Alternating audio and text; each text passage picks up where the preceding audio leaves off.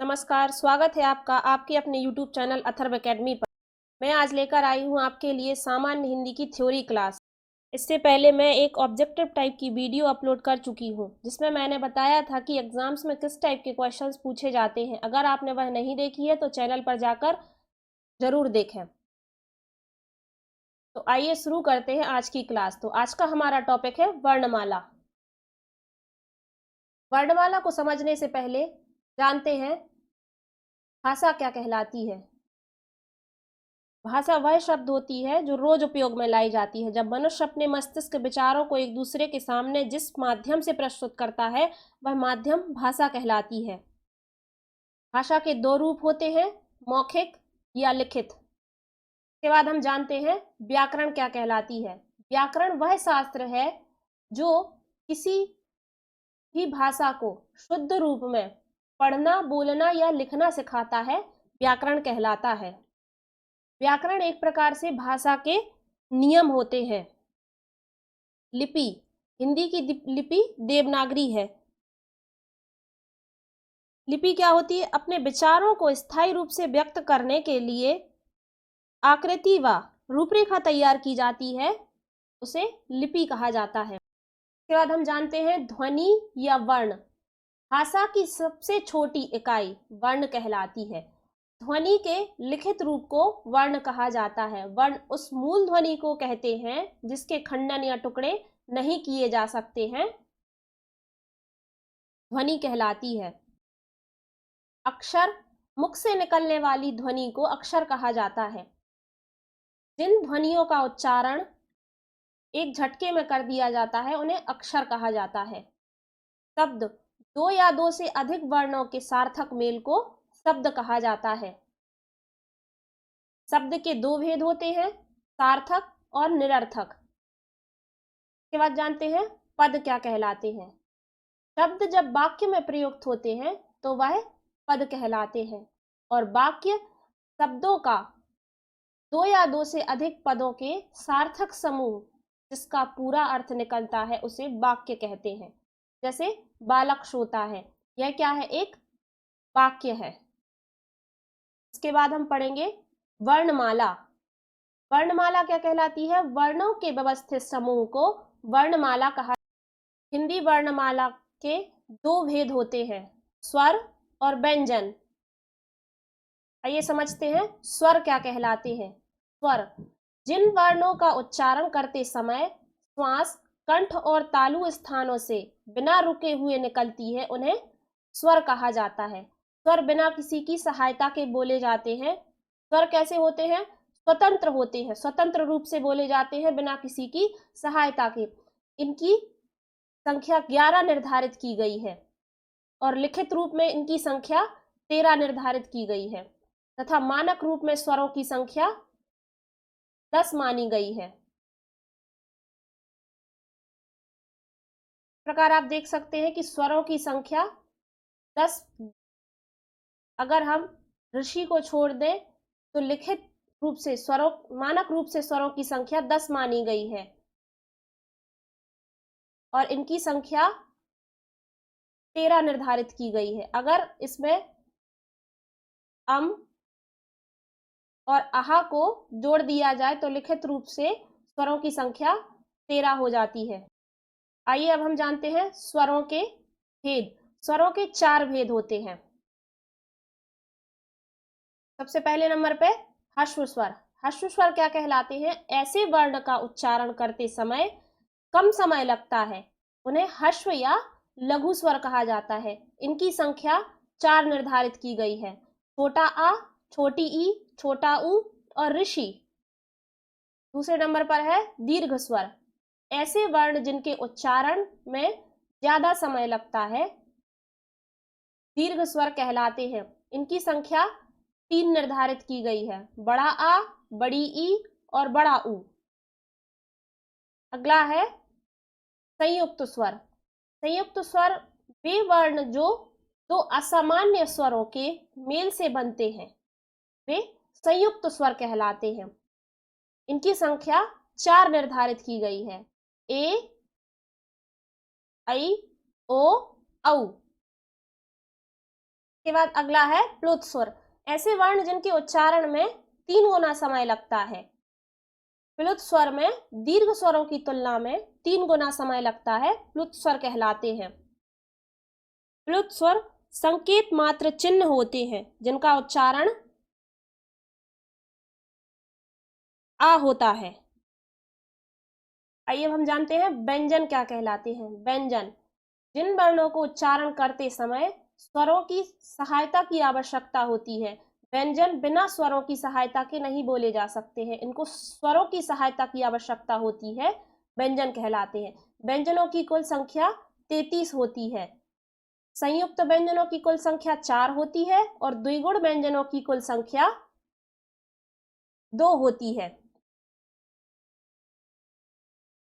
इस प्रकार हिंदी में उच्चारण की दृष्टि से वर्णों की संख्या 45 मानी गई है और लेखन की दृष्टि से कुल वर्ण 52 होते हैं। आप देख सकते हैं कि स्वर 13, मूल व्यंजन हमारे 33 होते हैं, संयुक्त व्यंजन हमारे 4 होते हैं और द्विगुण व्यंजन हमारे 2 होते हैं। इस प्रकार कुल वर्ण 52 होते हैं। इसके बाद हम पढ़ेंगे व्यंजनों का वर्गीकरण। तो सबसे पहले जानते हैं स्पर्श व्यंजन। वर्ग या स्पर्श व्यंजन हमारे 5 प्रकार के होते हैं।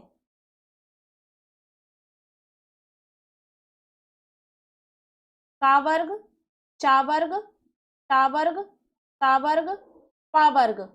तो का वर्ग के अंतर्गत हमारे का, खा, गा, घा, ण। चा वर्ग के अंतर्गत चा, छा, जा, झ, य।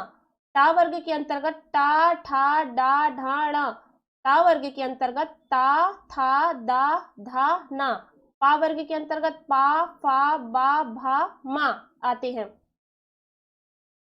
यहाँ पर आप देखिए, का वर्ग को कंठ वर्ग, चा वर्ग को तालु वर्ग, टा वर्ग को मूर्धा या मूर्धन्य वर्ग, ता वर्ग को दंत वर्ग, पा वर्ग को ओष्ठ वर्ग कहा जाता है।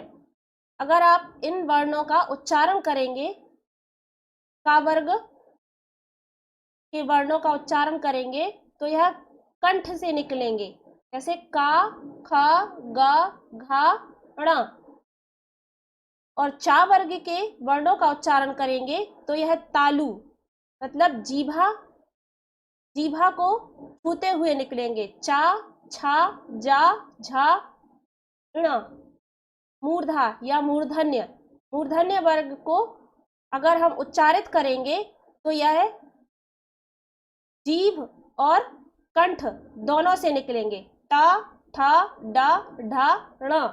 इसी प्रकार ता वर्ग के वर्णों का हम उच्चारण करेंगे तो यह दांतों को छूते हुए निकलेंगे। ता, था, दा, धा, ना। इसी प्रकार पा वर्ग को ओष्ठ वर्ग कहा जाता है। ओष्ठ मतलब ओठों को छूते हुए, तो दोनों ओठों को छूते हुए निकलेंगे। पा, फा, बा, भा, मा। आइए हम समझते हैं इन वर्गों का वर्गीकरण किस प्रकार है और इन वर्णों को क्या कहा जाता है। तो जो हर वर्ग के पहला वर्ण और दूसरा वर्ण है उसको अघोष कहा जाता है। का, चा, टा, ता, पा और खा, छा, था, ता, फा को अघोष कहा जाता है।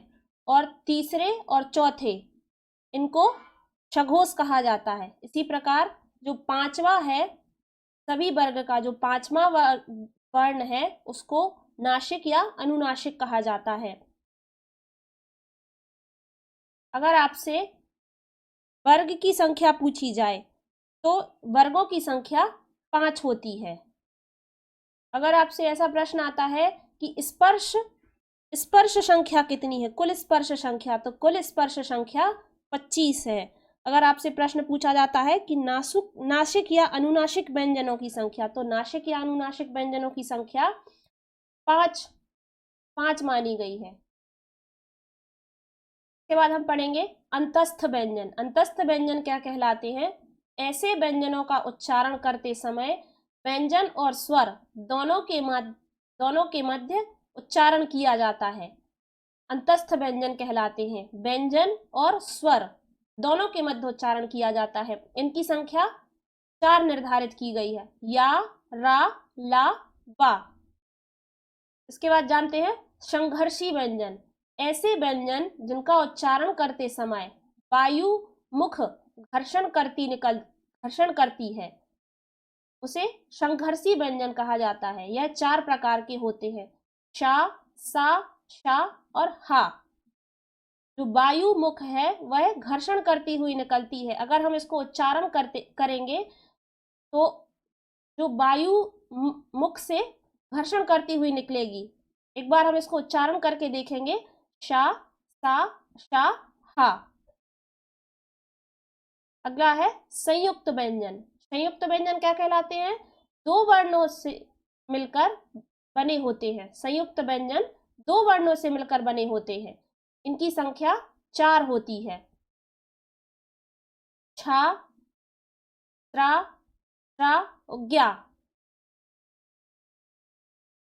आइए हम देखते हैं कि ये जो चारों वर्ण है वह किन वर्णों से मिलकर बने हैं। जो छा है वह आधा का और शा से मिलकर बना है। जो श्रा है वह आधा शा और रा से मिलकर बना है। इसी प्रकार ज्ञा आधा जा रा से मिलकर बना है। इसी प्रकार ता आधा ता और रा से मिलकर बना है। तो इन चारों वर्णों को संयुक्त व्यंजन कहा जाता है। इसके बाद हम पढ़ेंगे अयोगबाह। अयोगबाह व्यंजन क्या कहलाते हैं? अयोगबाह व्यंजन ना तो स्वर होते हैं ना ही व्यंजन होते हैं, अपितु दोनों ही होते हैं, अयोगबाह व्यंजन कहलाते हैं। यह 2 प्रकार के होते हैं, अम और आहा। अम को अनुस्वर व्यंजन और आहा को विसर्ग व्यंजन कहा जाता है। ये थी हमारी सामान्य हिंदी की पहली थ्योरी क्लास। आशा करते हैं आपको पसंद आई होगी। अगर आपने अभी तक हमारा चैनल सब्सक्राइब नहीं किया है तो चैनल को सब्सक्राइब करें और ज़्यादा से ज़्यादा लोगों तक शेयर करें। धन्यवाद।